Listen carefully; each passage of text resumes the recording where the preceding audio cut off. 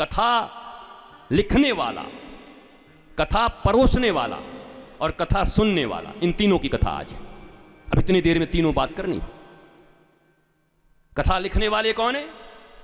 नारद जी आए, सम्यक प्रास आश्रम में बैठे हुए हैं, बादरायन भगवान सरस्वती नदी के तट पर। अब सरस्वती नदी के तट पर क्या अर्थ हुआ? सरस्वती विद्या की देवी। श्रीमद् भागवत लिख भी वही सकता है और सुन भी वही सकता है जो विद्या के तट पर बैठा हो, जो लोभ के तट पर बैठा हो, क्रोध के तट पर बैठा हो, ईर्ष्या के तट पर बैठा हो, मोह के तट पर बैठा हो, भागवत उसके काम नहीं आएगी। ये नदियों का नाम लेना भी कोई साधारण चीज नहीं है। सब कुछ इंगित किए गए हैं और सारे चीजों का अपना एक अर्थ है। सरस्वती नदी के तट पर, विद्या देवी के तट पर बैठ करके, बुद्धि के तट पर बैठ करके, विवेक के तट पर बैठ करके, हंस वाहिनी, ये भी हंस वाहिनी है, विद्या की देवी हैं, लेकिन हंस इनका वाहन है। हंस का अर्थ क्या है? विवेक। विधवा है विद्या विवेक के बिना। उस विद्या का कोई महत्व नहीं जिस विद्या को विवेक ने ग्रहण न किया हो। विवेकहीन विद्या विनाश करती है, सर्वनाश करती है, बना नहीं सकती। ज्ञान दोधारी तलवार है, ज्ञान दोधारी तलवार है, तुमको भी काट सकती है, तुम्हारे मोह को भी काट सकती है और न जाने कितनों को कटवा सकती है, निरीहों को भी, और कितने राक्षसों को भी कटवा सकती है। हम तो दो धारी क्या चार धारी कहें, पांच धारी, ऐसी तलवार है ज्ञान। ज्ञान हो जाए, इसका प्रयोग कहाँ है?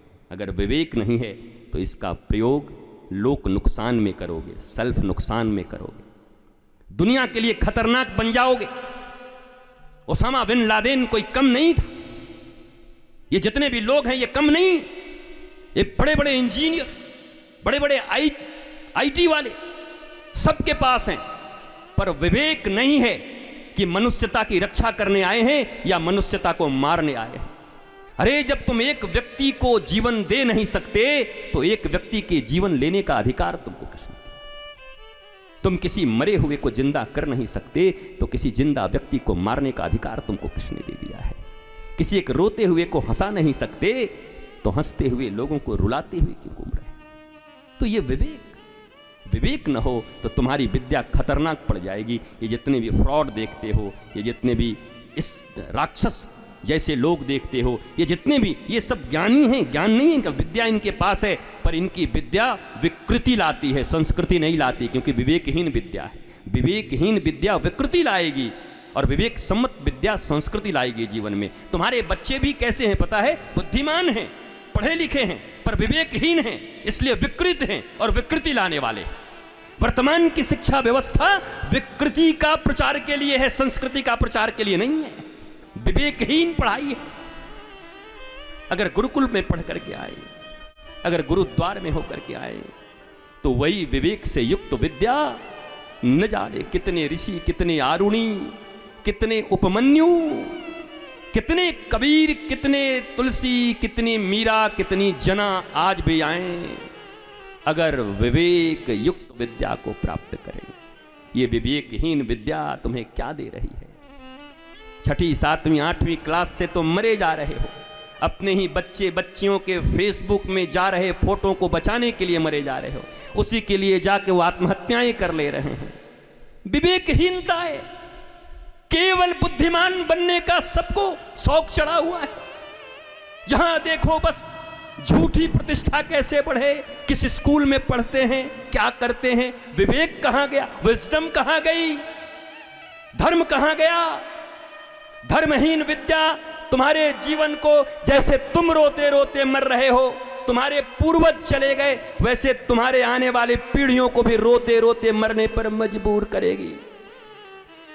इसलिए भारत को अगर बचना होगा, मानवता को बचना होगा, तो विवेक युक्त विद्या का आधान करना होगा और गुरुकुल पद्धति के द्वारा ही संभव है। मैं पुनः भारत सरकार से और समस्त धार्मिक लोगों से, धर्म प्रधान लोगों से, और मैं स्वयं भी भारत में पुनः गुरुकुल की विद्या का प्रतिस्थापन हो, हर जगह गांव गांव में गुरुकुल हो, और देखना फिर हमारा भारत वही पुराना भारत होगा, वही भारत सोने की चिड़िया वही भारत विश्व गुरु होगा। इसके बिना संभव नहीं है साहब, बहुत कठिनाई है। मेरे मित्रों, मेरे प्यारे बच्चों, भारतवासियों, भारत के बाहर रह रहे लोगों, सभी लोग अपने धर्म, अपनी संस्कृति, अपने शास्त्र के प्रति, और केवल बोलने से कुछ नहीं होगा, कर्म करना होगा। हम बोलें खूब, पढ़ें आप नहीं। इसलिए एजुकेशन रिसर्च फाउंडेशन लेकर के हम लोग आए कि नहीं, हम पढ़ाएंगे, केवल बोलेंगे नहीं। हमारा काम केवल मंच पे बोल के भाग जाना नहीं है। उसके लिए क्या वैकल्पिक व्यवस्था होगी, इंफ्रास्ट्रक्चर क्या होंगे, और प्रत्येक धार्मिक व्यक्ति को और हर भारतवर्ष केवल सरकार के भरोसे न बैठें। सरकार बहुत अच्छी है, सरकार बहुत काम कर रही है।